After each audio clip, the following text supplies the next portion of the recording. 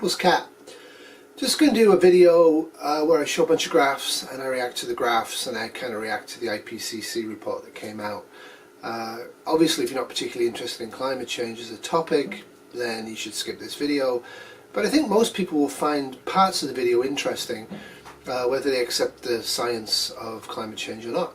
So stay tuned, and all of these graphs actually work. So this is a fairly typical reaction to climate denial. I don't believe that people who deny climate science are idiots. I think there's other factors in place, and the political video that I did recently actually explains that. But there is factors in play here. There is a distinct political slant to climate change.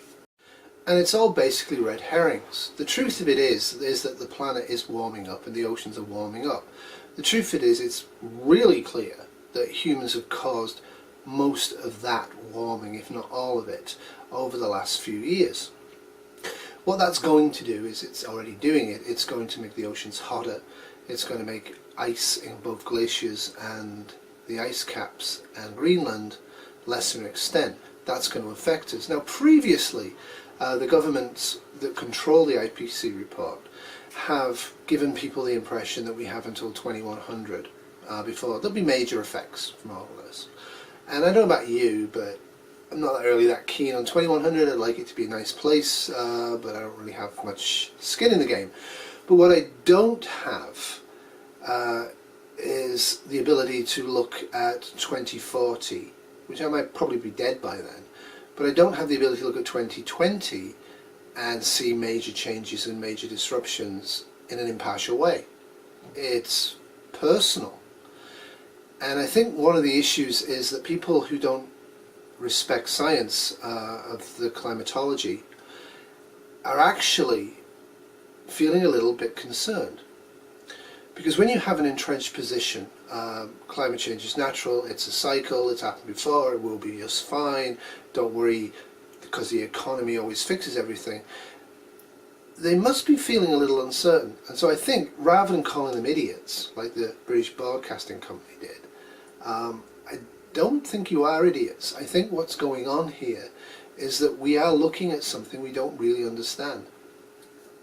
Our science and our technology is very, very basic. It wasn't that long ago that planes didn't fly in the sky and people didn't have automobiles and there weren't any tarmac roads. It really wasn't that long ago. We've come an awful long way in a very short period of time. And I think it's unrealistic to expect us, as a society, to catch up with those changes. And the potential for the trouble that people are seeing ahead is very, very unsettling, whether you agree with the findings or not. The point of this current 2018 report is to try to tell people that we have to limit climate change to plus 1.5 centigrade above baseline of the industrial era.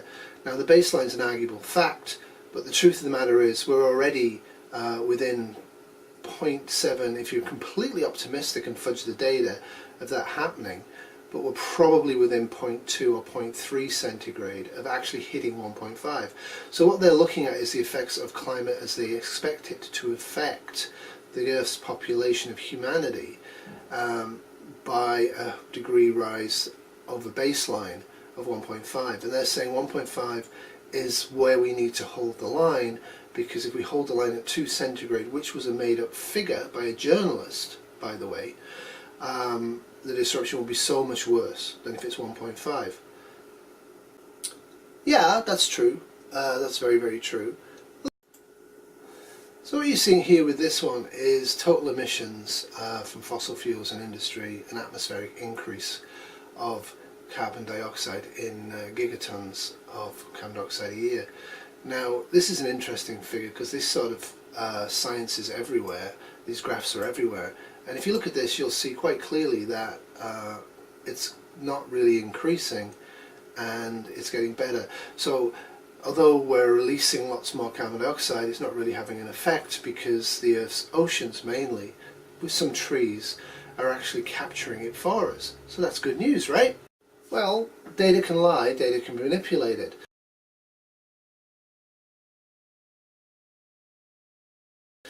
what you are now looking at in this slide is the fact that no, the temperature's actually gone up. So although it appears not to have gone up in 2017 by that previous slide, it's still going up and we're still causing it to go up, so we should be worried. Well, no, carbon dioxide actually increased in 2017. It had been paused for 2 to 3 years before then because there has been large efforts to try and reduce carbon dioxide emissions. Efforts are now being abandoned across the Western world. But where we're heading in 2030 is a lot worse than where we are now, and that assumes a lot of different things. But what the IPCC keeps consistently claiming is that we can halve our carbon dioxide output, and that will make us happy. And what they really bizarrely claim is we can make it 0 by 2050. Can we do that? Yes. Will we do that? Probably not. The goal here is to kick a ball so far along the field that there's absolutely probably no chance whatsoever, bar an actual miracle, that we'll achieve any of this. The reason the IPCC is releasing this report and saying we've got to go for 1.5 centigrade rising, which is we're close to, is for the reasons that they're showing on this slide. And they're catchy reasons, and they make sense, and we should try to do it. But the actuality of it is, if you look at the next slide, what they're actually proposing is a linear rise. And things don't change linear in the world and never have done. They change abruptly. And they're also proposing incredible technology and energy inputs which we don't have this year or next, or the year after at the very latest, to actually suck in huge vast quantities of carbon dioxide. Now, if the entire planet goes vegan and eats more locally, if the entire planet alters its where they live and where they work and stops driving around and flying cars on holiday, if the entire planet starts to aggressively replant trees in the Amazon specifically and parts of equatorial Africa, then yes, we could maybe make it. So although I think this was a Twitter post that was made in jest, what I actually think of this is yeah, that's probably it, pretty much it. You'll have to dismantle capitalism. That's the only chance of having any form of global civilization and a habitable planet. The only way capitalism will survive in its current form without destroying us all and killing our children, probably us, is if capitalism finds new land to exploit. Now there are the ocean seabeds, we can do various things. All of that stuff's outside of current technological ability on any meaningful scale. Therein lies the problem. We are starting to run out of time. There is no doubt that if we keep increasing population and if we keep destroying soil and water and our biosphere, we'll die. I think most people would agree with that. The problem is that capitalism needs no waste costs and has to have unlimited growth. Without those two factors, capitalism will inevitably at some point fail. So remember, in SHTF, tomorrow will always be worse than today.